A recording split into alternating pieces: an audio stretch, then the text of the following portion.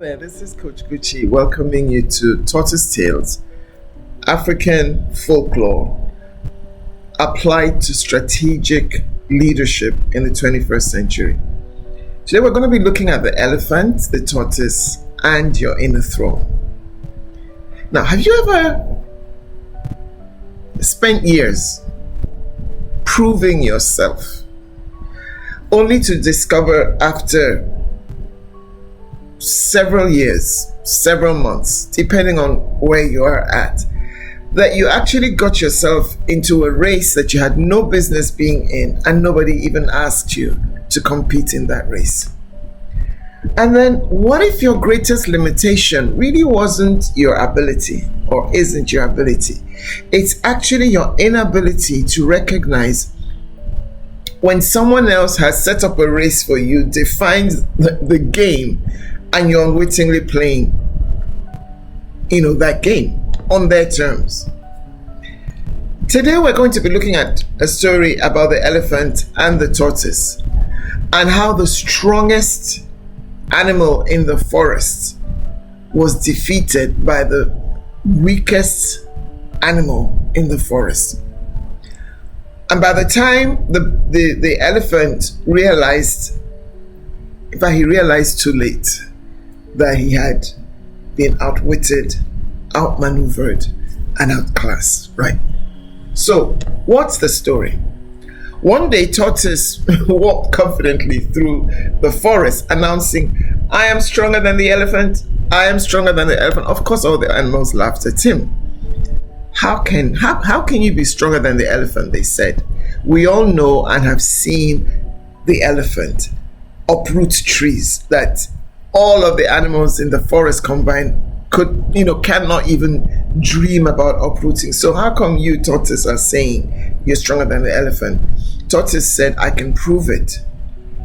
And when the elephant heard about this, he felt very insulted, and immediately agreed to whatever competition the tortoise wanted to hold to prove who was the stronger between the two of them. So Tortoise agreed and set a date for the next day, for the following day.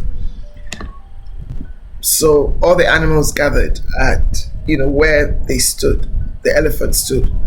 Meanwhile, in the night before the competition date, Tortoise had gone and taken one end of the rope and tied it around the strongest Iroko tree he could find. And then by the morning, it was a long rope, he took the other end and gave to elephant. And so the elephant, feeling very, very, very, irritated, took the rope. I tied it around his leg, and Tortoise said, "Okay, just wait. Let me go back to where I'm supposed to be. And when you feel a tug, then the competition can start." So Tortoise moved away from where every animal could see him and sat under a tree, tugged the rope a little, and elephant started to pull. He pulled and pulled and pulled, and he couldn't understand what was happening. He said to himself, "I must have made a mistake with this tortoise. Maybe he's actually much stronger than he looks." Because now the rope was very tight and Tortoise was nowhere to be seen. So he pulled even harder and nothing moved. He pulled harder still, nothing moved. By this time, dust had filled the air from elephants stamping on the ground and trying to win in this competition. Sweat poured out from his body. Of course, the tree didn't move, so elephant it did not move an inch. In the end, elephant lost. And from his perspective, Tortoise had proven himself as unbelievably more powerful than the elephant. All the animals were shocked. They cheered the tortoise as he had unwrapped the rope and swaggered down.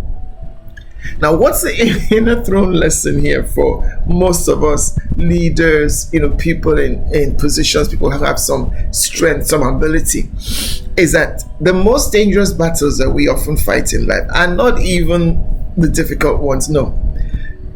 The most dangerous battles in our lives are those unnecessary battles that our inner insecurities force us to get involved in. Something on the inside pushes us into where we have no business being. And the elephant actually lost simply because someone else already defined the battle, the competition for him. And he didn't ask any questions. He followed his emotions. He allowed his ego, his emotions to overrule his discernment, right? Because he needed to prove to himself or everybody, and to Tortoise, in particular, that he was stronger.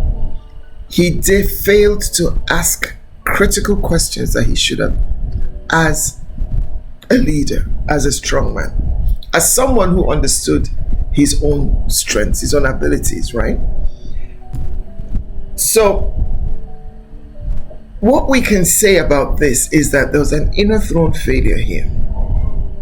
Ego was sitting on elephant's inner throne, and the ego beclouded his judgment. So you would ask me, what is this inner throne? The inner throne is the seat of judgment inside every single one of us. Leader, follower, whoever you are, especially for the leaders, especially important for the leader.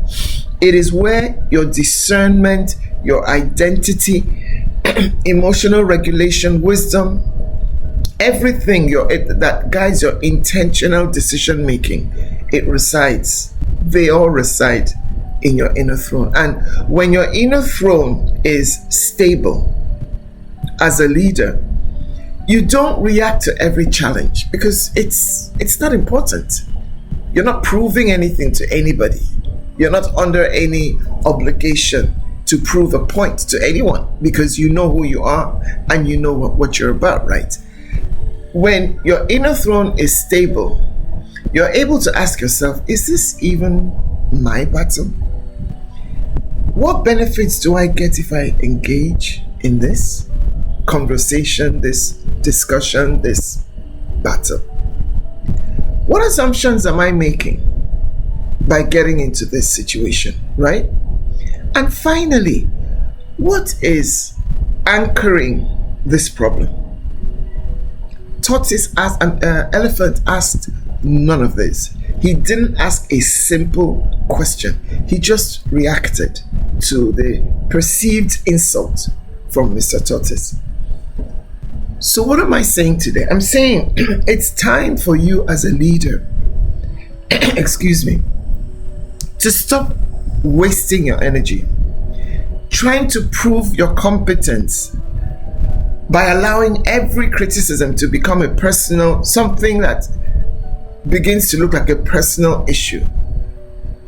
Every criticism becomes a battle and a threat to your reputation. Total waste of time.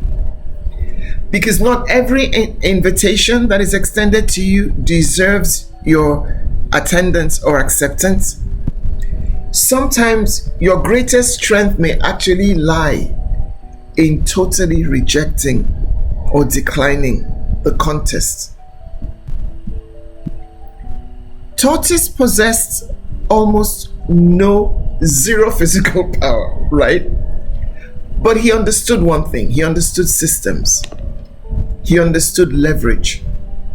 He understood that leadership isn't always about working harder, but it's about understanding what others often fail to see. Tortoise understood that, and he used that to his advantage. Elephant was not defeated by Tortoise, even though everybody felt that was what happened. Elephant was defeated by what was sitting on his inner throne, his own insecurities, his ego. Elephant's ego defeated him in this competition. And high-performing leaders often are the ones that you see that slow down long enough to understand what they're truly facing. Not what it looks like, not what people have painted it as, but what is really facing me. So as I leave you this week, before you pull harder as a leader, pause and ask yourself, what am I really pulling against? What am I really pulling against? What am I fighting for? What am I trying to prove?